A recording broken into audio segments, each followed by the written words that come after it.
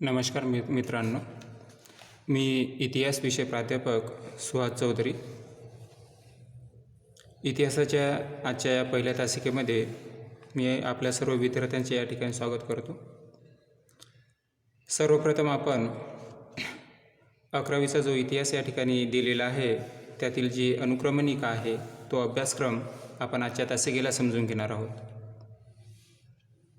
11वीच्या इतिहासामध्ये एकूण 16 प्रकरणे दिलेली आहेत. त्यामधील नंबर 1 आद्य शेतकरी. आद्य शेतकरी या पहिल्या प्रकरणामध्ये आपण नद्यांकाठची संस्कृती, शेतीची सुरुवात, कृषी उत्पादन, भारतातील आद्य शेतकरी, स्थिर गाव वसाहती, त्यांचं संघटन व व्यवस्थापन, सोबतच व्यापार व दळणवळण आणि नागरीकरणाची सुरुवात असा सविस्तर अभ्यास आपण प्रकरण 1 आद्य शेतकरीमध्ये करणार आहोत. त्यानंतर प्रकरण नंबर 2 भारतातील आद्य नगरे. या प्रकरणामध्ये आपण हडप्पा संस्कृतीची वैशिष्ट्ये, नगरे आणि गाव वसाहती यांच्यातील परस्पर संबंध, उत्पादन, व्यापार, व्यवस्थापन आणि शासन व्यवस्था आणि सोबतच नगरांचा झालेला ऱ्हास अशी सविस्तर माहिती आपण प्रकरण 2 भारतातील आद्य नगरे यामध्ये करणार आहोत. प्रकरण नंबर 3 भारतातील ताम्रपाषाणयुगीन गाव व वसाहती. यामध्ये आपण भारतातील ताम्रपाषाणयुगीन महाराष्ट्र व भारतातील महापाषाण युग याविषयीची माहिती पाहणार आहोत. प्रकरण नंबर 4 मध्ये वैदिक काळ, वैदिक संस्कृती, वैदिक वाङ्मय, भाषाशास्त्र आणि पुराणतत्व, वैदिक वाङ्मय आणि समाजरचना, सोबतच वैदिक वाङ्मयातून उलगडणारी पूर्ववैदिक काळातील संस्कृती व उत्तर वैदिक काळ अशी सविस्तर माहिती आपण प्रकरण 4 वैदिक काळामध्ये पाहणार आहोत. प्रकरण नंबर 5 जनपदे आणि गणराज्ये. या प्रकरणामध्ये आपण जन आणि जनपदे या जनपदांची भौगोलिक सीमांची आणि स्वायत्ततेची जाणीव, जनपदांचा विस्तार आणि विकास व सोबत गणराज्य अशी सविस्तर माहिती अभ्यासणार आहोत. प्रकरण नंबर 6 भारतातील दुसरे नागरिकीकरण.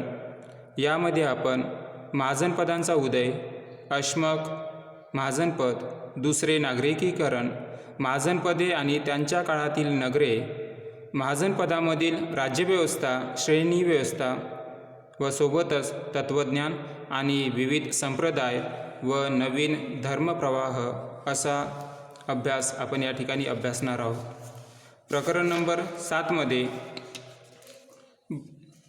भारत आणि इराण या दोन देशांमधील साम्राज्य आणि ग्रीस यांच्यातील लढाया, पर्शियन साम्राज्य आणि भारत, इराणचा राजकीय आणि सांस्कृतिक प्रभाव, तक्षशिला व सिकंदराची स्वारी असा अभ्यास आपण प्रकरण नंबर 7 भारत आणि इराण या प्रकरणामध्ये अभ्यासणार आहोत. प्रकरण नंबर 8 मौर्यकालीन भारत. या प्रकरणामध्ये आपण मगध साम्राज्याचा उदय, नंद आणि मौर्य साम्राज्य, सम्राट अशोक, त्याची राज्यव्यवस्था, व्यापार, साहित्य, कला आणि समाजजीवन असा सविस्तर अभ्यास आपण प्रकरण नंबर 8 मौर्यकालीन भारतामध्ये अभ्यासणार आहोत. प्रकरण नंबर 9 मौर्योत्तर काळातील भारत. या प्रकरणामध्ये आपण शुंग साम्राज्य, सातवाहन साम्राज्याचा उदय, राज्यव्यवस्था, साहित्य, कला आणि लोकजीवन असा अभ्यास अभ्यासणार आहोत. प्रकरण नंबर 10 भारतीय इतिहासातील नवे पर्व. या प्रकरणामध्ये आपण मध्य आशियातील भटक्या टोळ्या, इंडो ग्रीक, शक, कुशाण साम्राज्य, गुप्त साम्राज्य, वर्धन साम्राज्य, कर्कोटक साम्राज्य व व्यापार, नाणी, कला, मूर्तिशास्त्र, भारत व रोम व्यापार याबद्दलची माहिती पाहणार आहोत. प्रकरण नंबर 11 दक्षिण भारतातील राज्यसत्ता या प्रकरणामध्ये आपण दक्षिण भारतातील महत्त्वाची राज्य, राज्यव्यवस्था, व्यापार, समाजजीवन, साहित्य, कला व स्थापत्य याविषयीची माहिती अभ्यासणार आहोत. प्रकरण नंबर 12 भारत, वायव्येकडील देश आणि चीन या प्रकरणामध्ये आपण प्राचीन काळातील व्यापारी आणि सांस्कृतिक संबंध, भारत आणि गांधार कला, भारत आणि चीन याविषयीची माहिती पाहणार आहोत. प्रकरण नंबर 13 भारत, श्रीलंका आणि आग्नेय आशिया या प्रकरणामध्ये आपण भारत, श्रीलंका आणि आग्नेय आशिया या देशांबद्दलची माहिती अभ्यासणार आहोत. प्रकरण नंबर 14